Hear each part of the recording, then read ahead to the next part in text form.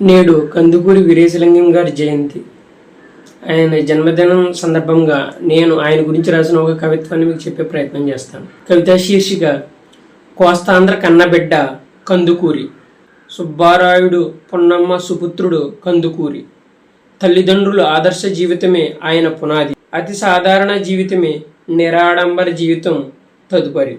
విలాసం అంటే తక్కువ, సాహిత్యం అంటే ఎక్కువ.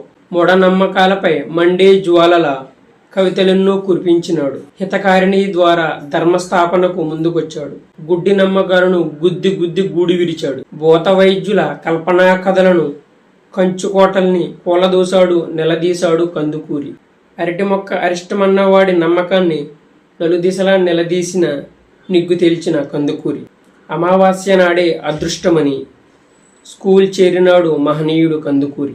పటిమగల నిత్తేజుడు, ప్రేరణ నింపే ఉత్తేజుడు. సమాధులన్నీ ఖాళీ అని, గాలిగాళ్ళ మాట మనకెందుకని మాంత్రికుల మాటల్ని మట్టి కరిపించినాడు కందుకూరి. ప్రజా చైతన్యం రగిలించినాడు. వివేకవర్ధనితో జ్ఞాన వంతెనలు నిర్మించినాడు. మహిళా విద్యకు కృషి. అతనే ఆనాడు ఒక ఋషి. కవ్వించాలన్నా నవ్వించాలన్నా కందుకూరికే సాధ్యం. దొంగ స్వాముల దురాగతాలను దున్ని దులిపినాడు కందుకూరి. యువశక్తి దేశశక్తి అని గొంతెత్తి నిలదీసినాడు కందుకూరి. ఈ వీడియో మీకు నచ్చినట్లయితే లైక్ చేయండి, షేర్ చేయండి, కామెంట్ చేయండి. కొత్తగా ఈ వీడియో చూసిన వాళ్ళు సబ్స్క్రైబ్ చేసుకోండి. Thank you.